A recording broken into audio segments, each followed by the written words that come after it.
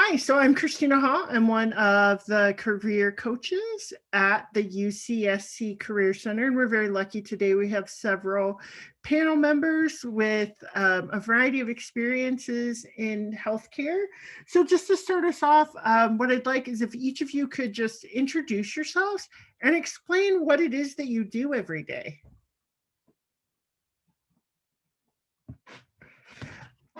Lisa, do you want to start? Sure.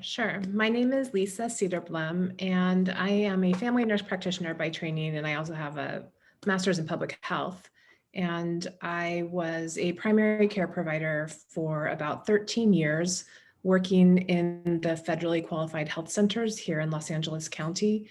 And about 2 years ago, I sort of changed directions and moved into a leadership role at our local Planned Parenthood affiliate, where I lead new services and supervise our team of licensed staff.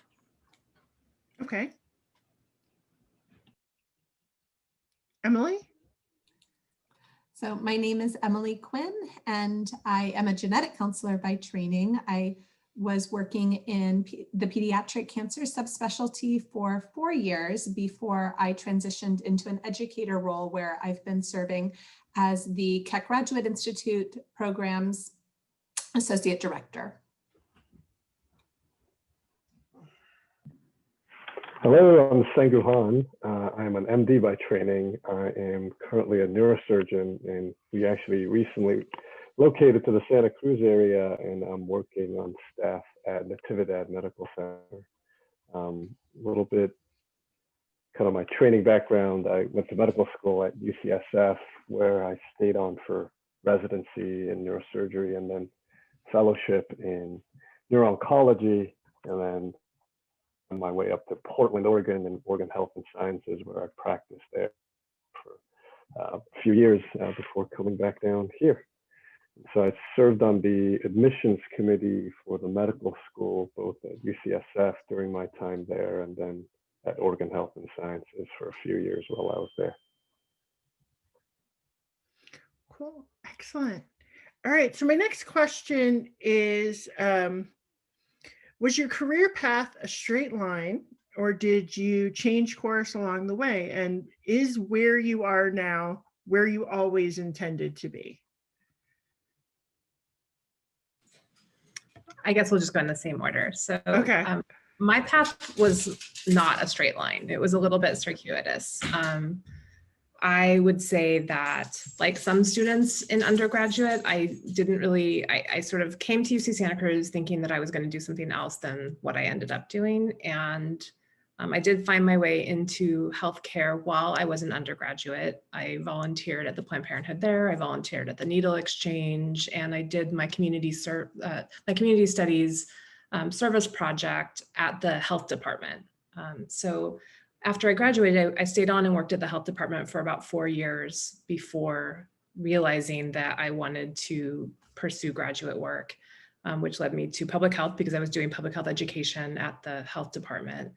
And then while I was doing my MPH, did all of my prereqs to go into my nurse practitioner program. So it was definitely a longer road for me. I finished my NP 10 years after graduating from UC Santa Cruz.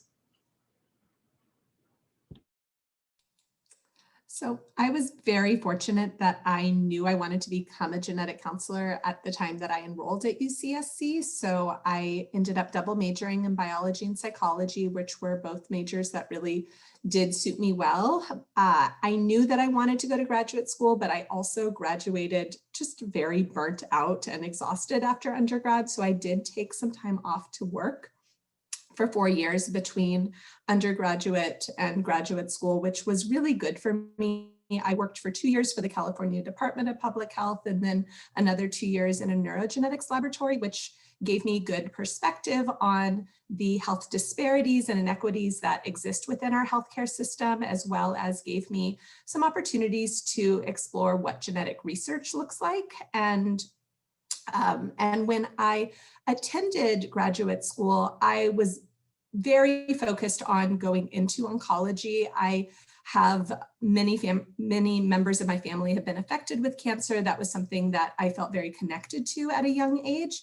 But what surprised me was how much I loved my pediatrics and my metabolics rotations when I was in graduate school. So the subspecialty of pediatric cancer was something that I hadn't considered until I was in school. And that's ultimately what I did subspecialize in. So that was a little bit of a twist. And then the second one was, it wasn't until I was in graduate school that I realized how much I felt devoted to making an impact in our profession and field. And I very much valued all of my clinical interactions and those opportunities to connect with patients and families, but I felt that my reach to make a larger impact on the profession would be better served if I went into an educator role, which is what brought me to the job I've been in now at KGI for a little over 2 years now. And I feel like I still have a connection to patient care because I am training the next generation of genetic counselors and clinicians. And so through them, I feel like I'm making a positive contribution.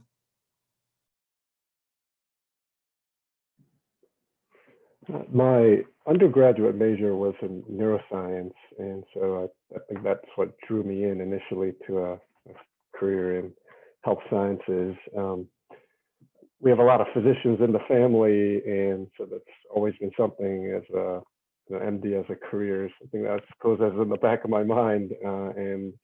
And so from the leap from undergraduate to medical school, didn't take any time off, and it was a fairly linear path in that regard.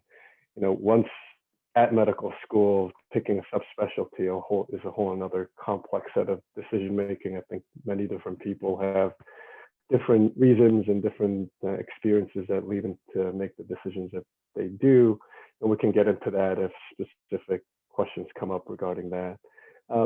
But you know, as an MD, what I didn't realize when I was making the decision to pursue the degree, as well as even within medical school, what I didn't have a great appreciation for, which I have much deeper appreciation now, is how diverse in terms of the types of careers that you could have, both within clinical medicine and otherwise, even in the research domains, and what balance and what percentage you could have. And so in that regard, and even in the clinical practice, what that looks like, whether it be in academic settings versus community settings. And that was one recent pivot that I've made in my career, is I was practicing at an academic medical center with a fairly subspecialized practice in adult brain tumor patients, and recently made the decision to come down here and work at a county hospital in a more underserved setting, realizing the need, as well as the hospital was at a place where they really could elevate the level of neurosurgical care that they could provide, and was really a good fit for our family as well. So it was a relatively recent pivot that I've made. Great. So what is something that you think somebody considering a career in your field should know, and what is advice that maybe you would give a college student that's thinking about going into a career field similar to yours? For me, it would be that I think unless you have some experience in your family that shows the breadth of what you can do in the world of medicine, it can feel as though it could be like you can be a doctor, you can be a nurse. And when you actually get into all of the amazing work that people can do in medicine, the system needs all types of different providers and smart operational people to back up the clinical care. So it is, I think, worth seeking out different experiences, whether it's through internships or sort of through your academic circle, looking at what other career options you might not have even known existed. And also to think about what you want your life to look like. Do you want to be on call in the middle of the night? If you we're thinking that you would love to be an obstetrician gynecologist, do you want that schedule? Or do you want to be able to say, I love my weekends and I never want to work on them? I mean, some of that, it doesn't seem like a big deal when you're thinking about the career that you want, but when your life starts to play out and you have kids or older parents, then that can come into play. So for folks who are interested in genetic counseling, so it is Genetic Counselor Awareness Day today on November 12th. So we are allied healthcare professionals who have training in both molecular genetics as well as counseling theory and methodology. And our goal is to meet with families to help them, empower them with knowledge so that they can better understand the possibility of an inherited genetic syndrome that could be in their family. So I subspecialized in cancer. There are a number of different specialties within the genetic counseling realm. I think that it is an excellent fit for folks who have a passion for science and definitely an interest in genetics, but also want to be working and connecting with people. Our clinic schedule allows us to spend time with our families, where clinic visits may be anywhere from 30 to 90 minutes, depending on the indication. So it's not just a quick in and out, depending on the subspecialty. You may have long-term follow-up with families. So there's a lot of rewards in the field, but then at the same time, there also is the very real piece that there can be burnout. If you are someone who perhaps has trouble kind of disconnecting some of what you may be seeing in the clinic with your home life. And in all training programs, we definitely work to develop skills and tools for how to deal with that. But I think that it's important to have good awareness about where your limitations may be, but it's an incredibly rewarding field, and one that quite frankly, I think still just not a lot of people know about, because we're still growing and emerging. And so I'm trying to think if there's anything else I want people to know interested in genetic counseling. I think also to just speak to what Lisa was saying, another good thing just in any career that you are considering, also just the amount of time and schooling that's going to be involved for the preparation. So for genetic counseling programs, they are 2-year master's programs. And so the financial commitment of taking that education up front generally does tend to work out when you look at what pay looks like after graduation. Within 5 years, you are expected to be able to pay off your loan. So that's another big consideration, as well as just looking at, am I someone who wants to work days, nights, weekends, be on call? All of that is really important. I think I would also echo what Lisa said, which is that different careers within that clinical healthcare can look very differently. And, the generations of old of what, different bins of categories of healthcare providers did, those roles have changed a lot. And, the team approach is certainly really a new era where medicine is going. And so and even within the different degrees of, what one can do, and I was speaking to this earlier about what an MD career can even look like, can be quite different. And you can form your career even within a specific training background and degree of what you can do with it in terms of what kind of balance between clinical medicine and otherwise, and within the different subspecialties of medicine, it really could look very different, not only from the day-to-day practical aspects of number of hours a week, what type of hours that you're actually spending, how much call, et cetera, it can look very different.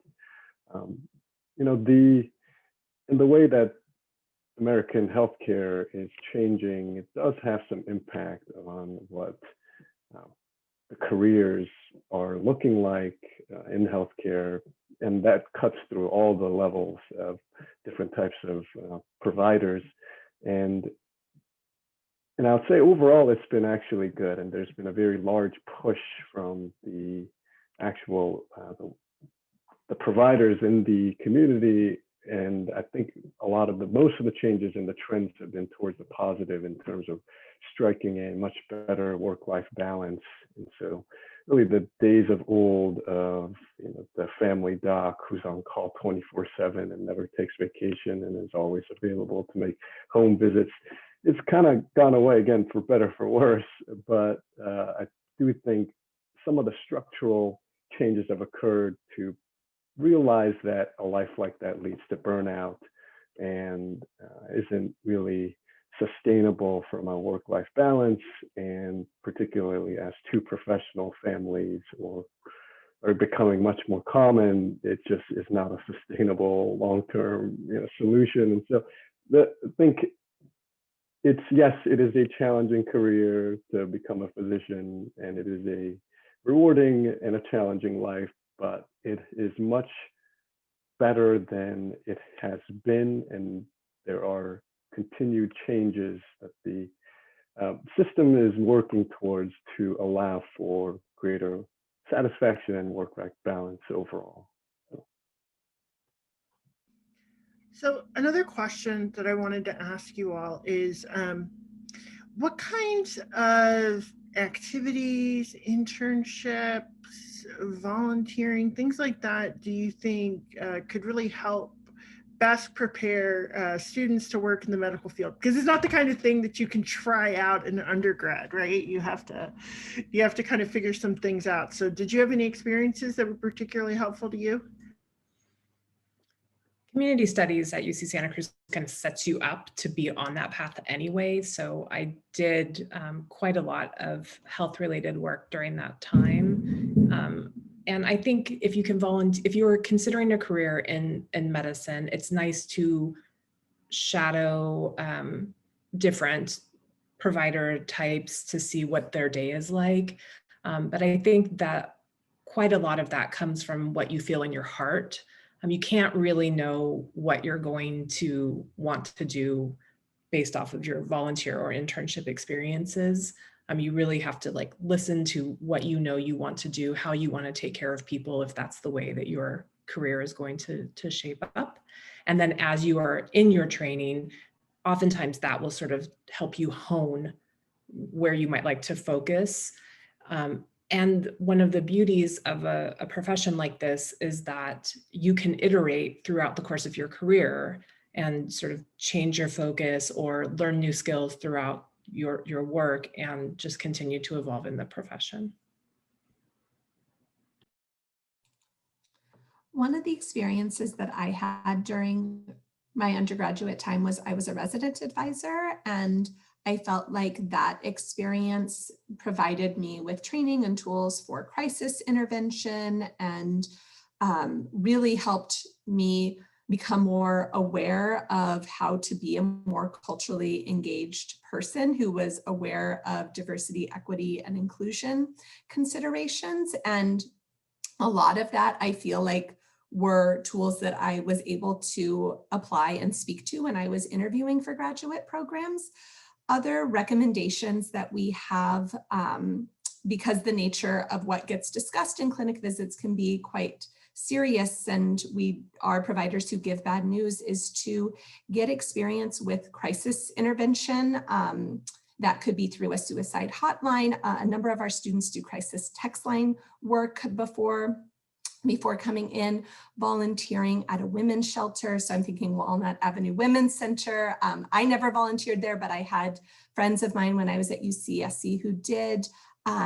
Things like that to get a better sense of, as I was mentioning before, of how you may deal in crisis situations. So to better work out, okay, this is how I'm able to unwind afterwards and compartmentalize so that I can be my full self when I go home to my family afterwards. So those pieces can be very helpful.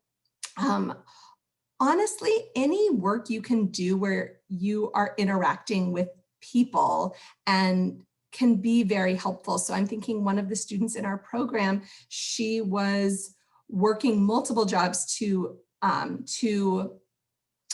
provide for herself while she was preparing to go to graduate school. And one of them was she was a bartender, and she was able to come in and talk about how giving customer service and sometimes dealing with people who were not happy with you and navigating that and really served her well, where she went, I know how to work with people. And I also know very quickly how to develop rapport and connect with somebody to get them to feel comfortable with me in a very quick period of time. So I feel like there are kind of the conventional, traditional ways, but honestly, a lot of experiences that you have, if you think about, if you're mindful about it, you can apply to these careers. That's a great point about, bringing mindfulness into the experience. And in terms of, a career in healthcare and medicine, shadowing is a pretty typical, and I think it is still very much encouraged, mainly because, most folks and most young folks who have not had significant interactions, even on the patient or family of a patient side of interactions with healthcare. And certainly very few have had the experience on the other side from the healthcare provider's perspective. And what shadowing allows is to see some of that and what the day-to-day life actually looks like from a healthcare provider's standpoint.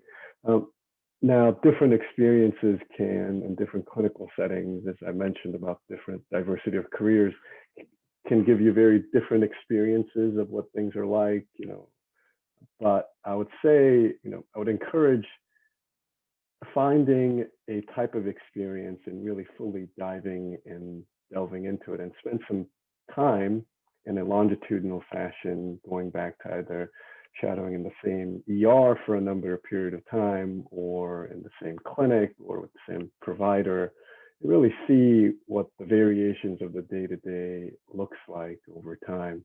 And you'll get a good flavor of what the day-to-day looks like, what are the challenges, what are the satisfying parts, and then kind of have to hopefully land with a mentor who is happy to have you there, and willing to engage with you, and really thinking things about what kinds of experiences is the student looking for in terms of helping them in their path, helping them in their decision making. And at the same time, I say this, but looking back, so much of our careers have been by the nature of serendipity of who our mentors were and who we happened to meet along the path. But I think that is true, but at the same time, really, there are certain things of the people that we meet and talk to, mentors along the way, and experiences that we have that stand out in our mind because we were drawn to them for one reason or another, from a personality standpoint, or the experiences that led us up to it. And I think that's where the mindfulness piece really comes in, as in, why am I drawn to that particular experience? Why am I drawn to going and feeling energized by this volunteer experience in the ER, for example? I think doing some of that reflection as the experience happens will really help solidify some of the decision process of deciding which direction to take your career. So are any of you in the position to hire interns or entry-level workers? And if you are, what's important to you when you're looking over those applications?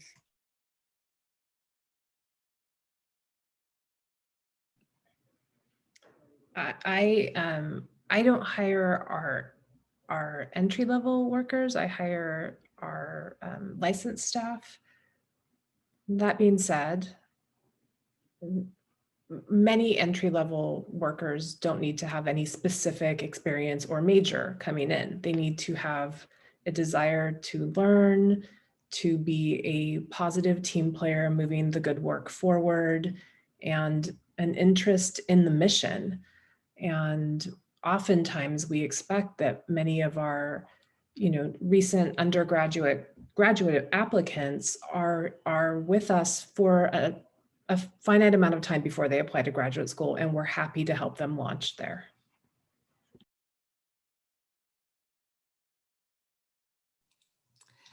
Yeah, so similarly right now, I'm not in a job where I hire entry-level folks, but at my previous job I was.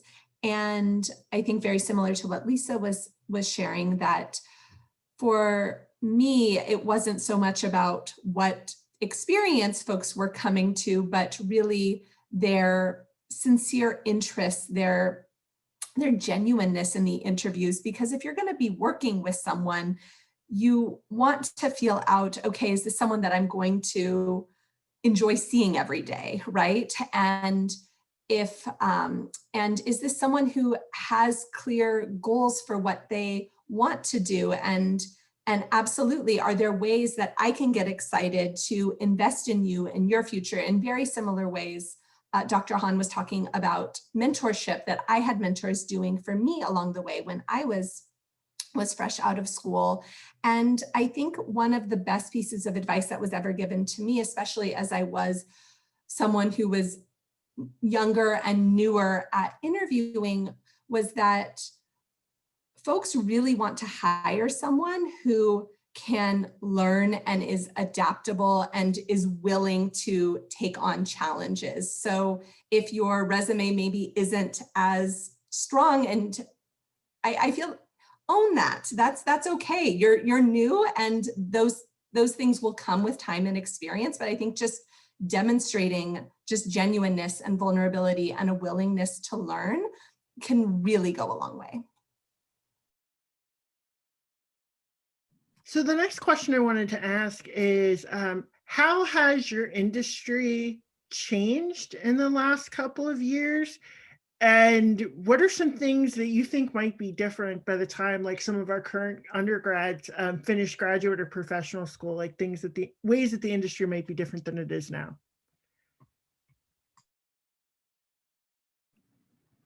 I think the most significant change in medicine in my career has been the passage of the Affordable Care Act. Working in a federally qualified health center pre-ACA, even though I was in Los Angeles, I may have well been on a deserted island by myself. No, I couldn't get anything for my patients. If we didn't have the ability to take care of what people needed in-house, the patients could not get the care. It was simply unattainable. It was not financially attainable to them. So the evolution of the ACA is something I have my eyes on quite a bit. In terms of nurse practitioners, the scope of NPs has changed, but it varies state by state. So depending on where you live, your scope is more limited or less so. Sort of one of the newer areas of practice for NPs has been in addiction medicine and taking care of people with opioid use disorder. And I think that has been a really wonderful change to try and bring some of that care to communities who are historically underserved. So I think that the scope of NPs will be changing throughout the next decade or so. But I think that really the evolution of the ACA is probably the most significant change in medicine. I don't know how long, in terms of delivery, not in terms of technology.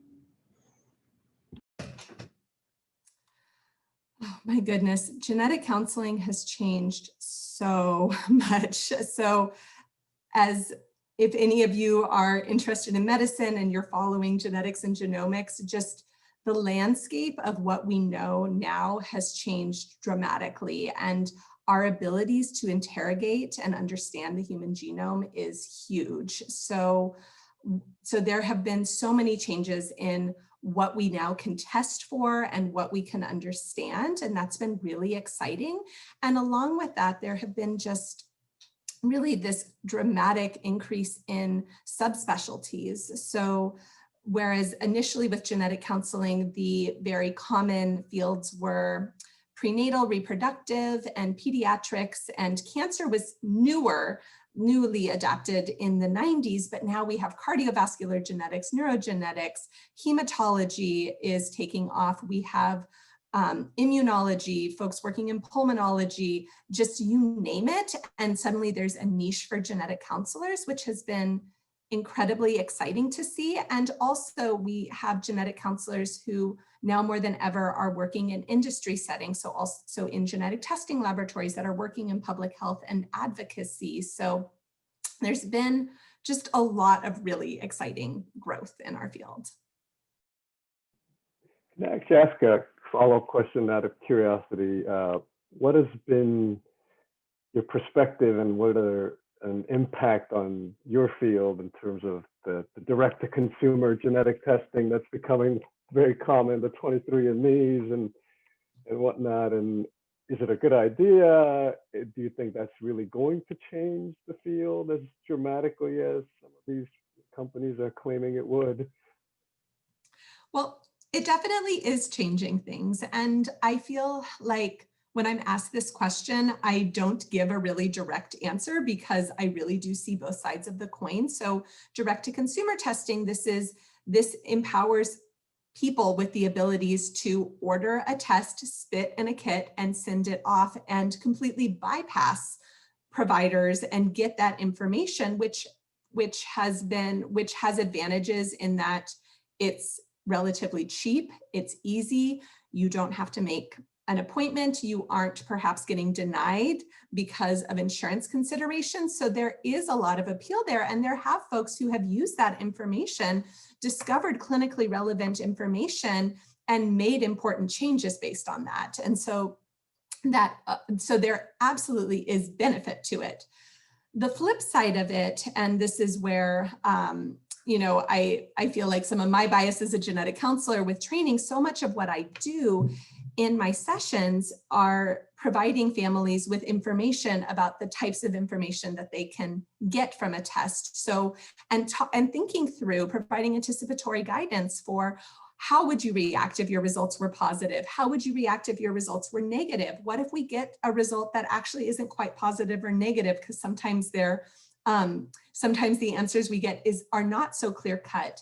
And so I've also seen on the other end, and a lot of this is personal anecdotes because all of my friends and family know I'm a genetic counselor and they do the direct-to-consumer test. And then they contact me freaking out about something that popped up on their test when I take a look and I realize, actually, this isn't a concern. And so there is that piece of, is there just proper understanding about what these results are telling you, as well as the limitations of the test? So if you are someone who has a concerning history of breast cancer, early onset breast cancer in your family, and you get 23andMe results, for example, that say that you don't have an increased risk of breast cancer, well, the thing is that what they are testing for with 23andMe is not the comprehensive cancer genetic screen that you would receive with genetics. And we wouldn't want someone to be falsely reassured by that information. So I think that there's always going to be a place for direct-to-consumer products. And I think that it's important from an accessibility standpoint, but I hope that together we can continue to work together so that people truly are making the most informed choices for themselves and really understand their results. So the question about kind of in my field about changes that have occurred, I would say within medicine, at least my perspective is electronic medical records as well, and what comes with that is telemedicine and virtual visits. And certainly in the last 6 months or so, the COVID issues have really made the need for telemedicine and virtual visits much more acute, and it's really forced that need. And the industry has responded actually quite robustly. And I'd say that really has dramatically changed and forced us as the providers to evaluate who truly needs an in-person visit. And when I was practicing in Oregon, folks would routinely drive 4 to 6 hours just to come see me. And we realized probably good majority of 3/4 of them don't need to make that drive. So that's revolutionized quite a bit of, and I think will have long-lasting impact even if COVID disappeared tomorrow. I think how we practice medicine and the use of telemedicine will likely look different. Within neurosurgery, the technology around neuroimaging as well as neuromodulation has been incredible.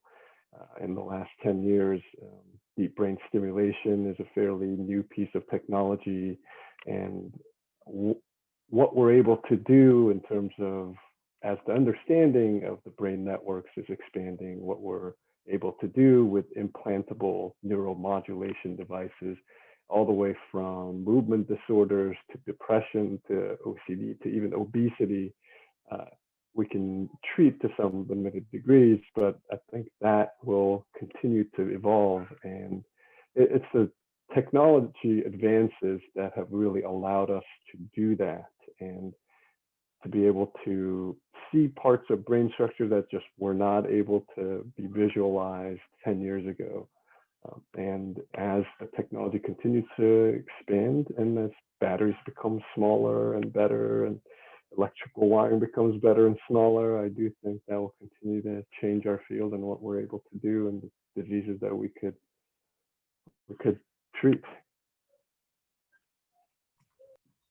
All right, so I have one more question, and then since Rishi joined us, I was going to see if they had any questions too. But my last one is just, what do you enjoy most about your work? What's the most rewarding thing that you get to do?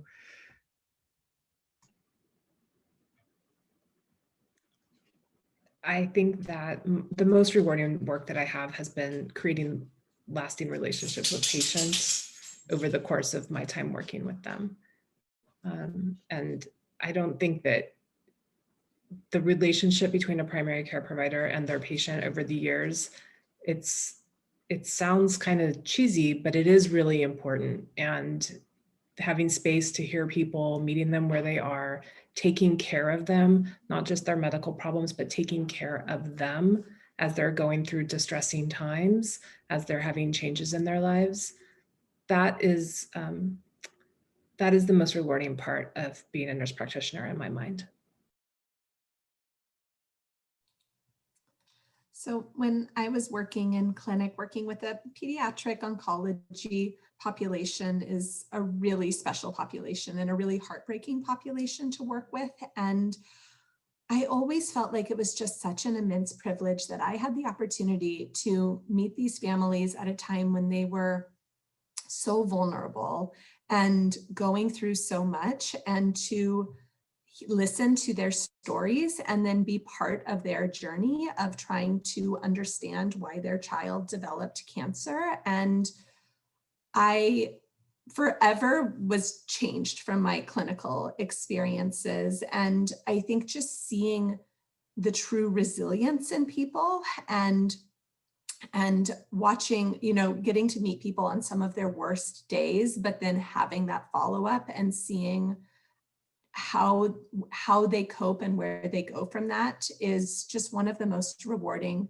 experiences ever. And I also do have wonderful, positive relationships with families who did have good outcomes, and I have maintained contact with them. But even for those families where maybe what we discussed was harder and the situation was more grim, still it impacted me and motivated me just to be not just a better provider, but a better person. And I just feel immensely grateful and indebted to my patients and families for that. I think you'll see a theme developing. It's really the patients and seeing them do well and seeing them go back to what they were doing and carrying on with their lives, honestly, is the best part. And even if in cases where patients don't do well, frequently you end up building a relationship with the patient's family members. And that can be incredibly, then in many ways, when a patient is facing a pretty grim diagnosis, in many ways the family then becomes your patients as well, and what you're counseling them through in terms of the prognosis. And so I would say, what goes along with that is not only the care that you end up delivering is, from my perspective, it's not just about the surgery that we do that makes patients better, but it's the whole process, as in you tell somebody or they're told that they have a brain tumor diagnosis, they're facing so much uncertainty and it comes with so much cultural weight and stigma along with it. And so the information that you're able to provide that either reassures them or gives them as much information so that they can make an informed decision about what to do next, and really taking them through the whole journey of what to expect during surgery, what the likely outcomes are, and then the surgery itself, and afterwards of what the recovery process will be like. And it is one of the most stressful and one of the most anxiety provoking times that most of our patients will go through in their entire life, and being with them kind of step by step, really, you feel a connection with them. And honestly, from my side of things, really the best part, most rewarding part, is when they come back for that first or second visit after surgery's gone well, and then they're telling me, and we're talking about no longer their brain tumor, but we're talking about what's going on in their day-to-day life. Their kids are bugging them again, they're driving them crazy. I'm like, that's the good part, is like, okay, we've gotten you back to your life and doing the things, and you're actually thinking about what you were thinking about before all this. And that's as much as we could hope for as far as a reward from a career. So, Rishi, I was going to open it up and ask you if you had any questions for our panel. Oh, okay.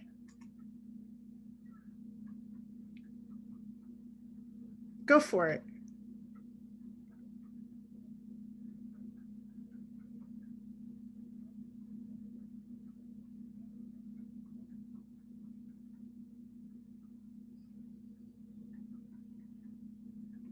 Can you guys see the message in the chat? Okay. Yeah.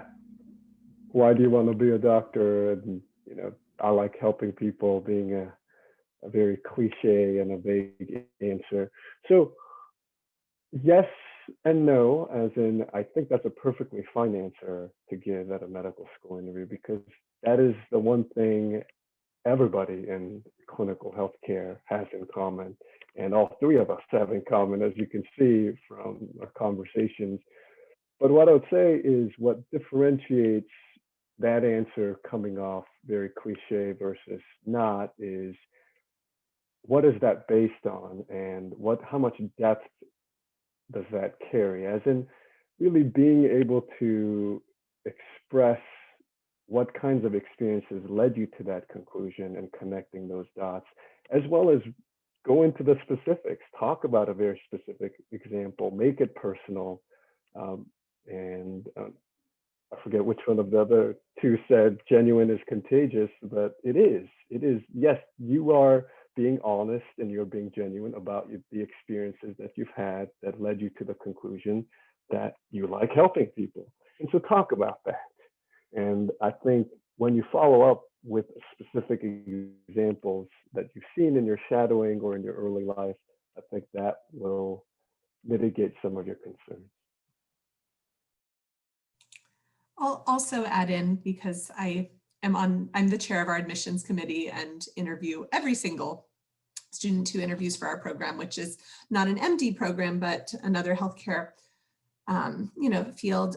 I am always looking to see also just what their vision is for our field, where they see things going, how they're going to be part of that. So again, get me really excited and behind you coming into our field and making a difference. And I think that's another piece. It's not just I want to help people, but actually demonstrating I want to help people by doing X, Y, Z.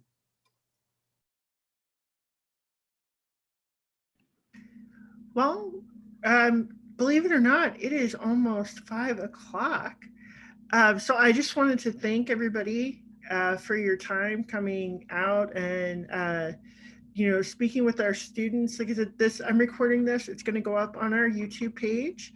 And I believe Lisa and Emily have profiles on the Career Advice Network. So if students have further questions for them, if they tune in later and watch the video, then that's the way that you can reach them.